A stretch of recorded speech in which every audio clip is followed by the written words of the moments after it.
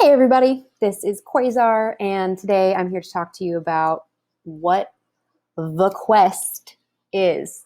So you've probably heard me up on my soapbox. In fact, I'll just grab my little box of soap and get up on it because this is my jam. I really, really love the quest and the philosophy behind the quest and the way that we implement it. So quest is the journey that you will be going on, and it stems from the idea or a teaching model called question-based learning, which puts more of the ownership into your hands because we don't know what the end product is going to look like.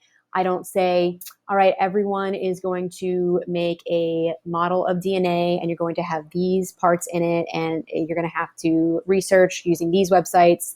It's way more open-ended. So while there's like rigid structure, like it's basically like, I don't know, what's a good analogy?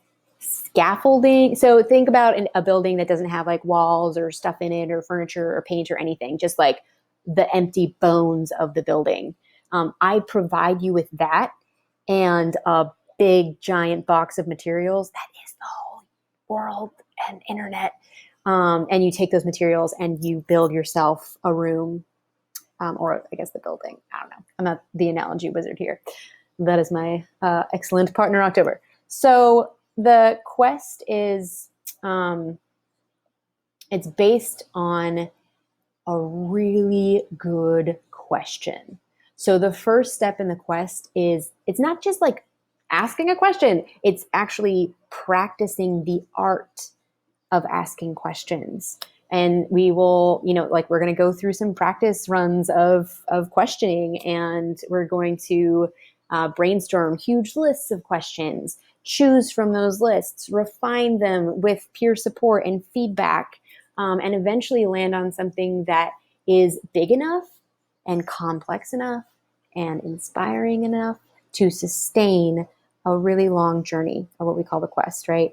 And for us, a really long journey means 9 weeks because that's how long our sessions are. But I really see these as lifelong questions that will never really fully be answered because, as we all know, anything is infinite in complexity. And so, so I hope that you land on something really inspiring for your question. And then the like scaffolding part, I go over in another video on like how to build your Google site. But let me just like give you the idea of the quest. So you finally land on a question after practicing, and then you dive into research. And I don't mean boring, like sitting down in the library and reading all of the like things that are not going to sustain you. I mean, find people who are experts in the field and try to get them to answer your emails. Call somebody on the phone. I know you guys don't like to probably do that. Find videos that make sense to answer, like maybe part of your question. Yes, do the research. Start at Wikipedia if you just want to get a general understanding of what's going on. For instance, like somebody had a question last year that was like, what's the best banana? Like, what is the best banana? So where do you start with that? Like, just go to the Wikipedia page for banana, right? And start clicking and opening new tabs. Like, for me, I like to have 20 tabs open at once and just sort of get into it. Jump to something else when you feel inspired to do so, and like make the research your own.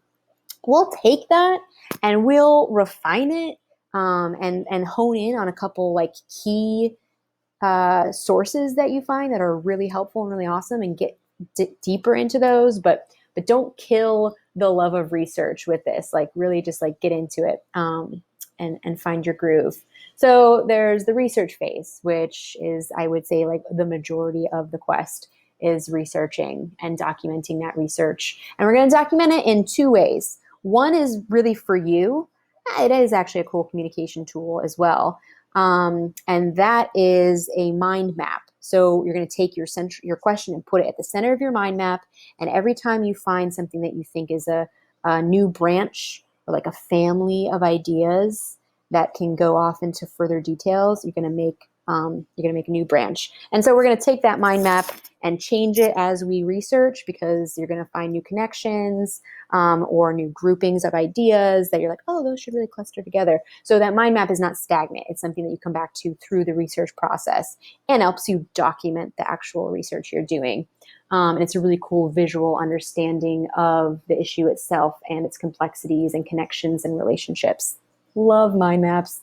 I will link to a really awesome video that my friend has done about mind maps and how to make them.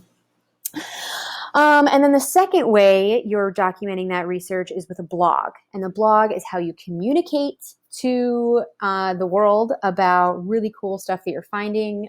It's how you start to synthesize the information and make it your own. You're reading all this stuff. You're not really taking notes or keeping track of it very well. Maybe you've got some links copied into a Google Doc, but like, what do you remember that is sticking with you about that research? And what is inspiring you?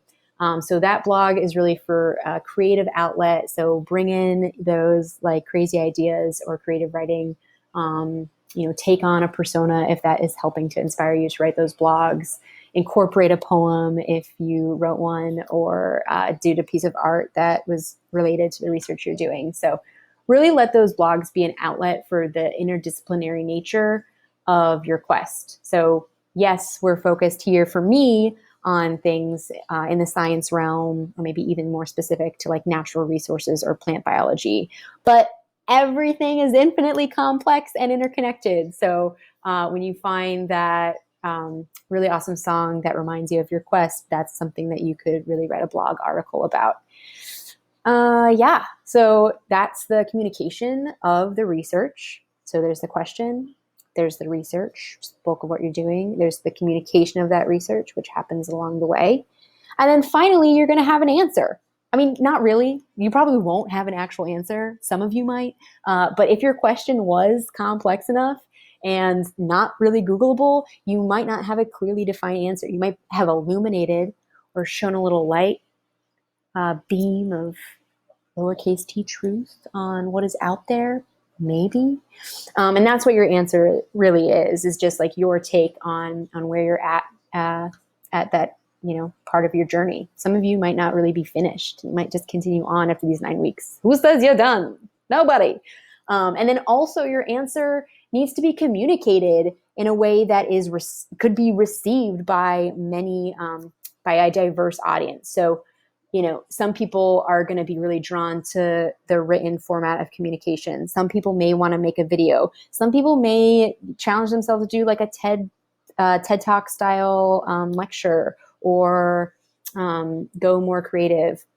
And some people might have gotten a very specific project parameter from Quasar, and so you know exactly what your project is going to be.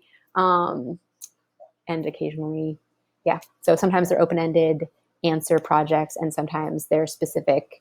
And as always, please bring your ideas to Quasar, because like I'm pretty receptive and flexible, but I know how helpful that scaffolding of the building can be.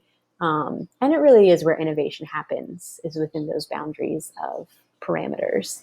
So that's the quest in 8 minutes and 45 seconds, which is probably way too long. So hope you stuck it out.